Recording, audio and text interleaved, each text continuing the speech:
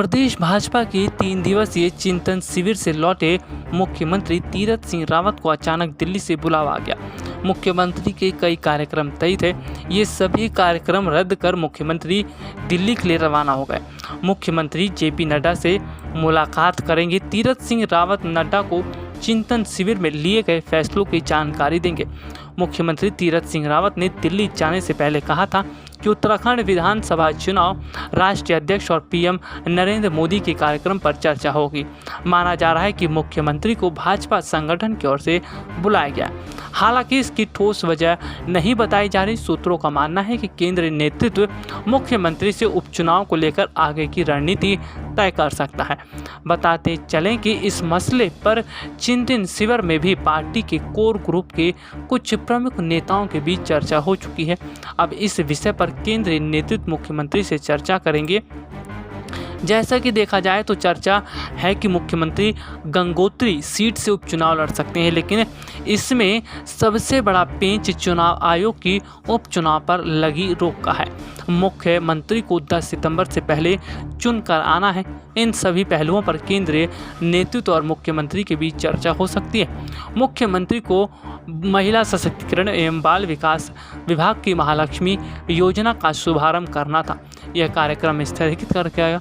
वैसे आपको बता दें कि देखने को ये भी मिल रहा है कि मोदी मंत्रिमंडल में फेरबदल की बड़ी खबरें भी सामने आ रही हैं। जिस तरह से देखा जाए तो मोदी मंत्रिमंडल में फेरबदल की खबरों के बाद अब बीजेपी के उन मंत्रियों के पसीने भी छूटते नजर आ रहे हैं जिन्होंने अपना काम सही ढंग से नहीं किया। दरअसल अगर देखा जाए तो साल 2024 में होने वाले लोकसभा चुनाव से पहले मोदी मंत्रिमंडल में होने वाले फेरबदल का साफ मतलब ये है कि पीएम मोदी अपने मंत्रिमंडल में युवा चेहरों को जगह देना चाहते हैं। खास तौर पर अगर देखा जाए तो जिस तरह से कहीं ना कहीं स्थितियां अब अलग होती नज़र आ रही हैं, इसका साफ सीधा मतलब ये है कि कहीं ना कहीं मुख्यमंत्री तीरथ सिंह रावत को दिल्ली बुलाना कोई बड़ा कदम भी हो सकता है। वैसे आपको बता दें कि 2024 के लोकसभा चुनाव से पहले विपक्षी पार्टियां भी एकजुट होती नज़र आ रही हैं। विपक्षी पार्टियां जिस तरह से एकजुट हो रही हैं और जिस तरह से वो चुनाव जीतने के लिए काम करती दिखाई दे रही हैं,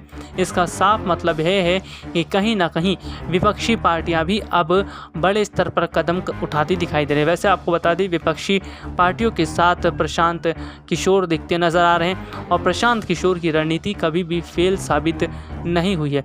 खास तौर पर अगर देखा जाए तो कहीं ना कहीं स्थितियां जो हैं वो पूरी तरह अलग दिखती नज़र आ रही हैं। इसके साथ ही साथ अगर यहाँ पर बात की जाए तो जिस तरह से साल 2024 के लोकसभा चुनाव से पहले पीएम मोदी के लिए भी कई सारी चुनौतियां दिखती नज़र आ रही हैं। देश की जनता का जिस तरह से सरकार पर से धीरे धीरे विश्वास उठता नज़र आ रहा है और सरकार से जिस तरह से नाराज़ दिखाई दे रही है जनता, इससे साफ पता चल रहा है कि इस उत्तर प्रदेश का अगले साल का विधानसभा चुनाव, इसके साथ ही साथ साल 2024 का लोकसभा चुनाव कितना ज़्यादा अहम रखेगा।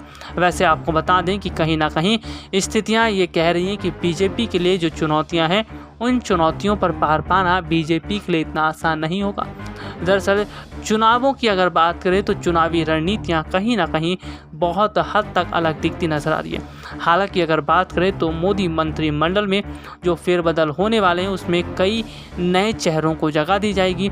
इसके साथ ही साथ ये नए चेहरे पार्टी में आगामी समय के लिए बहुत बड़ा फ़ायदा बीजेपी को पहुंचा भी सकते हैं। अब देखना ये होगा कि पार्टी में किन बड़े चेहरों को जगह दी जाती है, लेकिन कुल मिलाकर देखा जाए तो तीरथ सिंह रावत को दिल्ली बुलाना, इसके साथ ही साथ देखा जाए तो असम के एक वरिष्ठ नेता को भी दिल्ली बुलाया गया, जिसमें देखने को मिल रहा है कि कई बड़े नेताओं को दिल्ली बुलाया गया है, जिसमें उनको लेकर कई तरह की बात की जा सकती है। इसके साथ ही साथ बड़ी जिम्मेदारियां भी सौंपी जा सकती है। आगामी समय में चुनाव को ध्यान में रखते हुए बीजेपी ने अभी से रणनीतियां बनानी शुरू कर दी हैं और बड़े फेरबदल किए जा रहे हैं। जिस तरह से फेरबदल हो रहे हैं और पार्टी की तरफ से रणनीति बनाई जा रही है, इसका साफ सीधा मतलब ये है कि कहीं ना कहीं स्थितियां अब अलग हो चुकी हैं। वैसे आपको बता दें कि मुख्यमंत्री तीरथ सिंह रावत ने कई बार इस तरह के विवादित बयान दिए थे जिससे वो पूरी तरह से घिर चुके थे। हालांकि तीरथ सिंह रावत के बयान के बाद बीजेपी भी तीरथ सिंह रावत से बहुत ज़्यादा नाराज़ दिखाई दे रही थी गौर करने वाली बात तो यह है कि कहीं ना कहीं स्थितियां अब अलग और होती दिखाई दे रही हैं। वैसे आपको बता दें कि जिस तरह से मौजूदा समय के हालात दिखते नज़र आ रहे हैं, उससे साफ पता चल रहा है कि आगामी चुनाव को लेकर किस तरह राजनीतिक पार्टियां काम कर रही हैं। खास तौर पर विपक्षी पार्टियों की अगर बात करें तो उनके सामने भी चुनौतियां होंगी। विपक्षी पार्टियों के सामने चुनौती हैं कि आखिरकार उनकी तरफ से कौन होगा जो मुख्य अगर देखा जाए तो प्रधानमंत्री चेहरे के लिए खड़ा हो सकता है। इसके साथ ही साथ जनता का विश्वास विपक्षी पार्टियों पर कितना होगा, ये भी देखने वाली बात होगी। वैसे अगर देखा जाए तो पश्चिम बंगाल विधानसभा चुनाव में ममता बनर्जी की जीत के बाद विपक्षी पार्टियों को एक आत्मविश्वास देखने को मिल रहा है और खास तौर पर देखा जाए तो विपक्षी पार्टियां अब एक साथ जुड़ती नजर आ रही है। हालांकि कांग्रेस जो है अभी पूरी तरह इस विपक्षी पार्टियों के गठबंधन में शामिल नहीं हो रही। यही वजह है कि शिवसेना की तरफ से यह कह दिया गया है कि अगर कांग्रेस विपक्षी पार्टियों के गठबंधन में शामिल नहीं होती है तो विपक्ष पार्टी का गठबंधन अधूरा रहेगा। यानी कुल मिलाकर देखा जाए तो कांग्रेस पार्टी की बहुत बड़ी अहमियत दिखती नजर आ रही है। तेजस्वी यादव ने भी राहुल गांधी को साफ तौर पर मैसेज दिया और साफ तौर पर यह बताने की कोशिश की कि किस तरह से स्थितियां अलग होती नजर आ रही हैं और कहीं ना कहीं राहुल गांधी को अब फैसला लेना होगा कि विपक्षी पार्टियों के साथ गठबंधन करे और गठबंधन के साथ चले।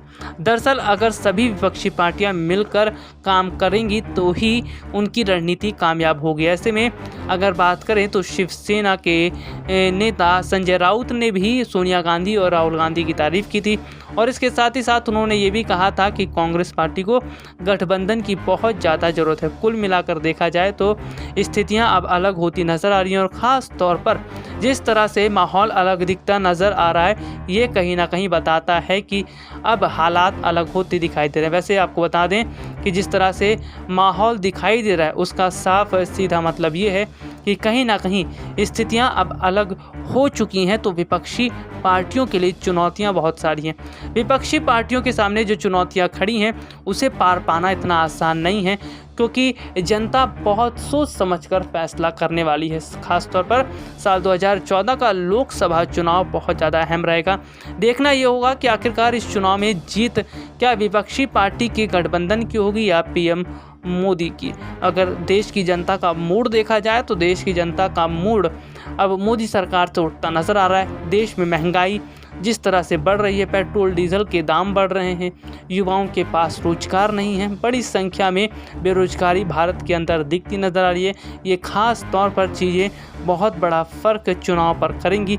लेकिन अब देखना ये होगा कि क्या वाकई में विपक्षी पार्टियों को फ़ायदा मिलेगा या नहीं। SPN 9 न्यूज़ रूम की रिपोर्ट।